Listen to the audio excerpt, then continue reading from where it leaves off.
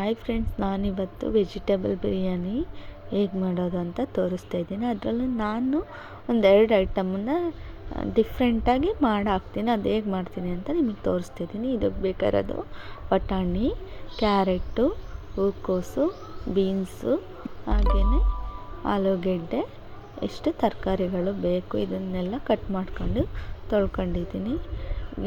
ಫಸ್ಟ್ನೇದು ಏನು ಮಾಡ್ತೀನಿ ಅಂದರೆ ಶುಂಠಿ ಬೆಳ್ಳುಳ್ಳಿನ ನಾನು ಪೇಸ್ಟ್ ಮಾಡ್ಕೊಳಲ್ಲ, ಜಜ್ಜಿ ಹಾಕಿದ್ರೆ ಅದ್ರ ರುಚಿ ಇನ್ನೂ ಜಾಸ್ತಿ ಇರುತ್ತೆ ಅಂತ ಹಾಗೆಯೇ ಜಜ್ಜಿ ಹಾಕ್ತೀನಿ. ಇದಕ್ಕೆ ಮತ್ತು ಒಗ್ಗರಣೆಗೆ ಬೇಕಾಗಿರೋದು 5ರಿಂದ 6 ಟೊಮೊಟೊ, ಈರುಳ್ಳಿ, ಮೆಣಸಿನ್ಕಾಯಿ, ಶುಂಠಿ ಬೆಳ್ಳುಳ್ಳಿ ಜಜ್ಕೊಂಡಿನಿ. ಇಷ್ಟು ಮಸಾಲೆಗಳು ಬೇಕು: ಚಕ್ಕೆ, ಲವಂಗ, ಪಲಾವ್ ಎಲೆ, ಹಾಗೆಯೇ ಮೆಣಸು, ಹಾಗೆಯೇ ಸೋಂಪು, ಇಷ್ಟು ಮಸಾಲೆಗಳು ಇದಕ್ಕೆ ಬೇಕು.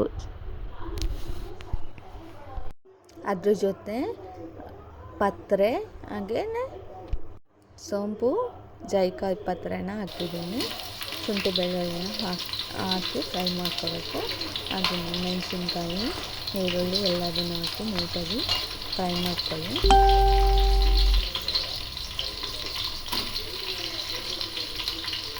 ನೀಟಾಗಿ ಫ್ರೈ ಮಾಡ್ಕೊಂಡಾದ್ಮೇಲೆ ಈರುಳ್ಳಿನ ಹಾಕಿ ನೀಟಾಗಿ ಫ್ರೈ ಮಾಡ್ಕೊಳ್ಳಿ. ಶುಂಠಿ ಬೆಳ್ಳುಳ್ಳಿ ಸ್ಮೆಲ್ಲು ಸ್ವಲ್ಪ ಡಿಫ್ರೆಂಟಾಗಿ ಚೇಂಜ್ ಆಗಬೇಕು, ಅಲ್ಲಿವರೆಗೆ ಫ್ರೈ ಮಾಡ್ಕೊಳ್ಳಿ. ಅದಾದ ನಂತರ ಟೊಮೊಟೊನ ಹಾಕಿ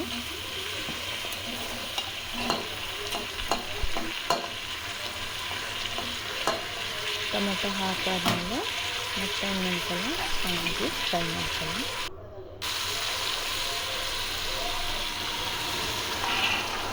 ನಂತರ ತರಕಾರಿನೆಲ್ಲ ಕಟ್ ಮಾಡ್ಕೊಂಡಿರ್ತೀವಲ್ಲ ಅದನ್ನೆಲ್ಲ ಹಾಕಿ ನೀಟಾಗಿ ಮಿಕ್ಸ್ ಮಾಡಿರೋ ಜೊತೆ ನಾನಿಲ್ಲಿ ಜಾಸ್ತಿ ನೀರು ಹಾಕಲ್ಲ, ಯಾಕಂದರೆ ಒಂದು ಅರ್ಧ ಗಂಟೆ ಅಕ್ಕಿನ ನೆನೆಸಿಟ್ಟಿದ್ದೀನಿ. ಅಕ್ಕಿನ ಅರ್ಧ ಗಂಟೆ ನೆನೆಸೋದ್ರಿಂದ ಪಲಾವು ತುಂಬ ಹುಡಿಯಾಗಿ ಬರುತ್ತೆ. ಹಾಗೆಯೇ ಇದಕ್ಕೆ ಅರಿಶಿನ ಪುಡಿ ಹಾಕಿ ಮಿಕ್ಸ್ ಮಾಡ್ಕೊಳ್ಳಿ. ಕಾಳು ಮೆಣಸು ಇರಲಿಲ್ಲ, ನಾನು ಕಾಳು ಮೆಣಸಿನ ಪುಡಿ ಹಾಕಿದ್ದೀನಿ.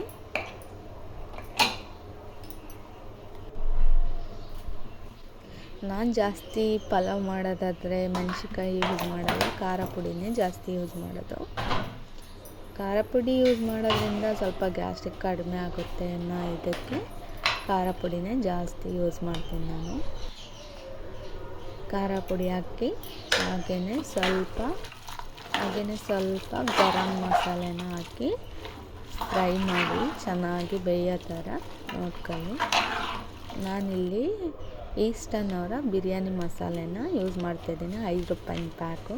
ಸ್ವಲ್ಪನೇ ಹಾಕ್ಕೊಳ್ತೀನಿ ನಾನು ಇದನ್ನು. ಇದು ಹಾಕೋದ್ರಿಂದ ಸ್ವಲ್ಪ ಟೇಸ್ಟು ಚೆನ್ನಾಗಿರುತ್ತೆ ಅಂತ ಸ್ವಲ್ಪ ಯೂಸ್ ಮಾಡ್ತೀನಿ. ಜಾಸ್ತಿ ಜನಕ್ಕೆ ಮಾಡೋದ್ರಿಂದ ಇವನ್ನ ಹಾಕಿದ್ರೆ ಸ್ವಲ್ಪ ಚೆನ್ನಾಗಿರುತ್ತೆ ಅಂತ ಯೂಸ್ ಮಾಡ್ಕೊತೀನಿ. ಹಾಗೆಯೇ ನಂದು ಇನ್ನೊಂದು ಐಟಮ್ ಏನಂದರೆ ಮೊಸರು ಹಾಕೋದ್ರಿಂದ ಪಲಾವೇ ಆಗಲಿ ಬಿರಿಯಾನಿ ಆಗಲಿ ತುಂಬ ರುಚಿಯಾಗಿ ಬರುತ್ತೆ. ಮೊಸರನ್ನ ಹಾಕೋದ್ರಿಂದ ಹುಡಿಯಾಗಿ ಕೂಡ ಬರುತ್ತೆ ಬಿರಿಯಾನಿ ಆಗಲಿ ಪಲಾವ್ ಆಗಲಿ. ಹಾಕಿ ನೀಟಾಗಿ ಮಿಕ್ಸ್ ಮಾಡ್ಕೊತಾ ಇದ್ದೀನಿ. ಆಮೇಲೆ ಹಾಗೆಯೇ ನಾನಿಲ್ಲಿ ಜಾಸ್ತಿ ನೀರನ್ನ ಯೂಸ್ ಮಾಡಲ್ಲ, 4 ಲೋಟ ಅಕ್ಕಿಗೆ 2 ಲೋಟ ನೀರು ಹಾಕ್ಕೊತಿದ್ದೀನಿ. ಯಾಕಂದರೆ ಅಕ್ಕಿನ ಅರ್ಧ ಗಂಟೆ ನೆನೆಸಿಟ್ಟಿದ್ದೀನಿ ನಾನು. ನೆನೆಸಿಡೋದ್ರಿಂದ ತುಂಬ ಹುಡಿಯಾಗಿ ಬರುತ್ತೆ ಬಿರಿಯಾನಿ ಆಗಲಿ ಪಲಾವ್ ಆಗಲಿ. ನಾನು ಯಾವಾಗಲೇ ಬಿರಿಯಾನಿ ಮಾಡೋದಾದ್ರೂ ಅಷ್ಟೇ, ಪಲಾವ್ ಮಾಡೋದಾದ್ರೂ ಅಷ್ಟೇ ಅರ್ಧ ಗಂಟೆ ಮುಂಚೆ ನೆನೆಸಿರ್ತೀನಿ. ನೋಡಿ, ಇಷ್ಟು ಅಕ್ಕಿಗೆ ಇಷ್ಟು ನೀರು ಹಾಕಿದ್ದೀನಿ. ಇಷ್ಟು ಹಾಕಿ ಅಕ್ಕಿ ಹಾಕಿ ಸಾಂಬಾರು ಸೊಪ್ಪನ್ನು ಹಾಕಿ ನೀಟಾಗಿ ಮಿಕ್ಸ್ ಮಾಡ್ಕೊತೀನಿ. ನೀಟಾಗಿ ಮಿಕ್ಸ್ ಮಾಡ್ಕೊಂಡು ನೋಡಿ, ನೀರು ಕಾಣಿಸ್ತಾನೆ ಇಲ್ಲ, ಯಾಕೆಂದರೆ ಅಕ್ಕಿ ಏನಿಲ್ಲ ಅಂದರೂ ಅರ್ಧಕ್ಕರ್ಧ ನೆಂದು ಇರುತ್ತೆ. ನೀರನ್ನು ನೆನೆಸಿರ್ತೀವಲ್ಲ ಅದರಲ್ಲೇ, ಅದರಿಂದ ಸ್ವಲ್ಪ ನೀರು ಕಡಿಮೆನೇ ಯೂಸ್ ಮಾಡ್ಕೊಂಡು ಮಾಡ್ತಿದ್ದೀನಿ. ಲಾಸ್ಟಿಗೆ ಇದಕ್ಕೆ 1 ಸ್ಪೂನ್ ತುಪ್ಪ ಹಾಕಿ ಮಿಕ್ಸ್ ಮಾಡ್ತಾ ಇದ್ದೀನಿ. ಆಮೇಲೆ ಕುಕ್ಕರ್ ಮುಚ್ಚಿ 1 ವಿಷಲ್ ಬರಿಸ್ತೀನಿ ಅಷ್ಟೇ. ವಿಷಲ್ ಬಂದಮೇಲೆ ಕೂಡ ಬೇಗ ತೆಗಿತೀನಿ. ವಿಷಲ್ ತೆಗ್ದಾದ್ಮೇಲೆ ನೋಡಿ ಯಾವ ಥರ ಕಾಣಿಸ್ತಿದೆ ಅಂತ. ನೋಡಿ ಎಷ್ಟು ಹುಡಿ ಹುಡಿಯಾಗಿ ಪಲಾವು ರೆಡಿಯಾಗಿದೆ ಅಂತ ನೋಡಿ. ಇದಕ್ಕೆ ಜಜ್ಜಿದ್ದು ಶುಂಠಿ ಬೆಳ್ಳುಳ್ಳಿ ಮೊಸರು ಎರಡನ್ನ ಆ್ಯಡ್ ಮಾಡ್ಕೊಂಡಿದ್ದೀನಿ. ಪಲಾವು ತುಂಬ ಚೆನ್ನಾಗಿರುತ್ತೆ ಜಜ್ಜಿದ್ದು ಶುಂಠಿ ಬೆಳ್ಳುಳ್ಳಿನ ಹಾಕೋದ್ರಿಂದ. ಇದ್ರ ಜೊತೆಗೆ ಮೊಸರು ಬಜ್ಜಿನ ಮಾಡಿ ಹಾಗೆಯೇ ಸೈಡಿಗೆ ಸೌತೆಕಾಯಿ ಕ್ಯಾರೆಟ್ನ ಇಟ್ಕೊಂಡಿದ್ದೀನಿ. ಇಷ್ಟು ಬೆಳಗ್ಗೆ ಮಾಡಿದ್ದಾದರೆ ಮಧ್ಯಾಹ್ನಕ್ಕೆ ಚಪಾತಿಯಾಗೆ ತರಕಾರಿ ಕುರ್ಮನ ಮಾಡಿದ್ದೀನಿ. ಇದಕ್ಕೆ ಮೊಳಕೆ ಬಂದಿರೋ ಕಡಲೆಕಾಳು ಹಾಗೆಯೇ ರಾಜ್ಮಾ ಇತ್ತು, ಅದನ್ನು ನೆನೆಸಿ ಮೇಗ್ಲು ಸಿಪ್ಪೆನೆಲ್ಲ ತೆಗ್ದು ರಾಜ್ಮನ ಯೂಸ್ ಮಾಡ್ಕೊತಿದ್ದೀನಿ. ಅದಕ್ಕೇ ಹೂಕೋಸಿತ್ತು, ಹೂಕೋಸು ಹಾಕಿ ನೀಟಾಗಿ ಬೇಯಿಸ್ಕೊತಾ ಇದ್ದೀನಿ. ವೆಜಿಟೇಬಲ್ ಕುರ್ಮಗೆ ಕ್ಯಾರೆಟು, ಬೀನ್ಸು, ಚಪ್ರದ ಅವರೆಕಾಯಿ ಹಾಗೆಯೇ ಜವಳಿಕಾಯಿ ಹಾಕಿ ಉಪ್ಪನ್ನು ಹಾಕಿ ಬೇಯಿಸ್ಕೊತಾ ಇದ್ದೀನಿ.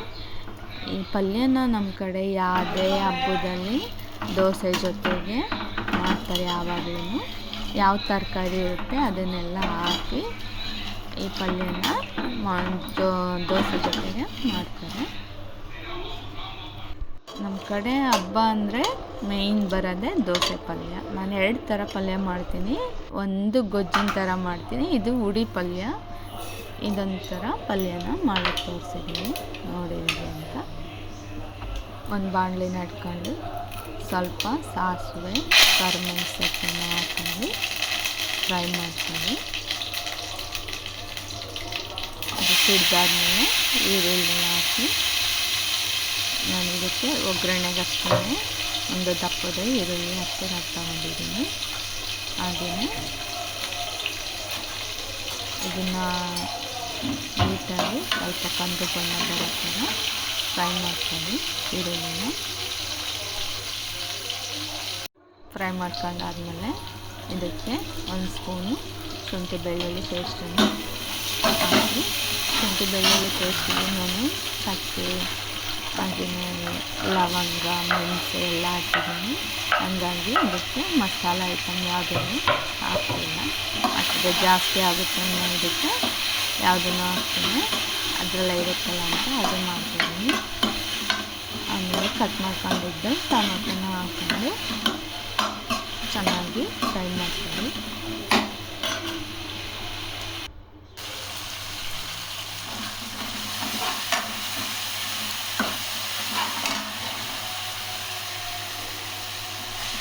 ಟೊಮೊಟೊ ಚೆನ್ನಾಗಿ ಫ್ರೈ ಆಗಾದ್ಮೇಲೆ ಬೇಯಿಸ್ಕೊಂಡಿರ್ತೀವಲ್ಲ ಅದೆಲ್ಲ ತರಕಾರಿನ ಹಾಕೊಂಡು ನೀಟಾಗಿ ಮಿಕ್ಸ್ ಮಾಡ್ಕೊಳ್ಳಿ. ನಾನಿಲ್ಲಿ ಜಾಸ್ತಿ ತರಕಾರಿನ ಯೂಸ್ ಮಾಡ್ತಿದ್ದೀನಿ, ಯಾಕಂದರೆ ಹುಡುಗರಿಗೆ ಮಾಡೋದ್ರಿಂದ ಜಾಸ್ತಿ ಬೇಕಾಗುತ್ತೆ ನನಗೆ. ಇದು 1 ಟೈಮಿಗೆ ಸಾಕಾಗುತ್ತೆ ನನಗೆ, 2 ಟೈಮಿಗೆ ಆಗೋಲ್ಲ. ಹಾಗೆಯೇ ಇದಕ್ಕೆ 2 ಸ್ಪೂನು ಖಾರ ಪುಡಿ ಹಾಕಿ ಫ್ರೈ ಮಾಡಿ, ಹಾಗೆಯೇ 2 ಸ್ಪೂನು ಧನಿಯಾ ಪುಡಿ. ಧನಿಯಾ ಪುಡಿನ ನಮಗೆ ಜಾಸ್ತಿ ಗಟ್ಟಿಗೆ ಬೇಕು ಅಂದರೆ 1 ಸ್ಪೂನ್ ಜಾಸ್ತಿ ಹಾಕ್ತೀನಿ. ಧನಿಯಾ ಪುಡಿ ಖಾರ ಪುಡಿ ಹಾಕಿ ನೀಟಾಗಿ ಮಿಕ್ಸ್ ಮಾಡಿ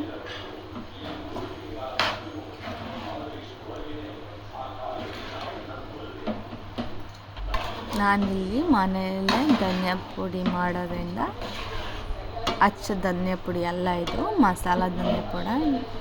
ಇದು ಹಾಕೋದ್ರಿಂದ ಗಟ್ಟಿ ಬರುತ್ತೆ. ಎಲ್ಲ ಮಸಾಲೆ ಕಾಳುಗಳು ಎಲ್ಲ ಹಾಕಿರ್ತೀನಿ. ಹಾಕಿ ನೀಟಾಗಿ ಮಿಕ್ಸ್ ಮಾಡಾದಮೇಲೆ ಇದಕ್ಕೆ ಲಾಸ್ಟಾಗಿ 1 ಕಪ್ಪು ಕಾಯಿನ ಹಾಕಿ ಮಿಕ್ಸ್ ಮಾಡ್ಕೊಳ್ಳಿ.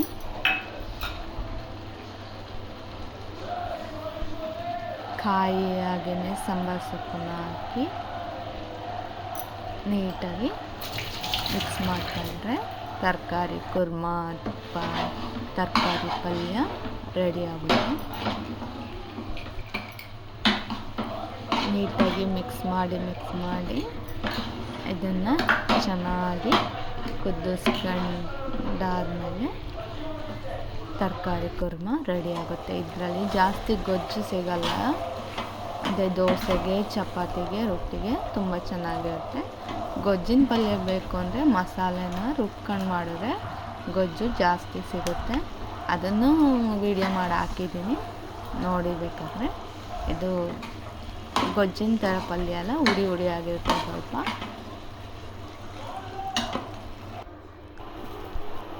ಇದಕ್ಕೆ ನಾನು ಫಸ್ಟೇ ಬೇಯಿಸ್ಕೋಬೇಕಾದ್ರೆ ಉಪ್ಪು ಹಾಕಿದ್ದೆ, ಹಂಗಾಗಿ ಸರಿಯಾಗಿತ್ತು ಅಂದ್ಕೊಂಡೆ. ಹಾಕಿರಲಿಲ್ಲ, ಈಗ ಸ್ವಲ್ಪ ಸಪ್ಪೆ ಅನ್ನಿಸ್ತು, ಹಂಗಾಗಿ ಹಾಕ್ಕೊಂಡೆ. ಇದ್ರ ಜೊತೆಗೆ ನಾನು ಚಪಾತಿ ಮಾಡಿದ್ದೆ. ಒಮ್ಮೆ ಹಿಂಗೆ ಟ್ರೈ ಮಾಡಿ, ತುಂಬ ಚೆನ್ನಾಗಿರುತ್ತೆ ರೊಟ್ಟಿಗೆ ಚಪಾತಿಗೆ ದೋಸೆಗೆ ಎಲ್ಲದಕ್ಕೂ.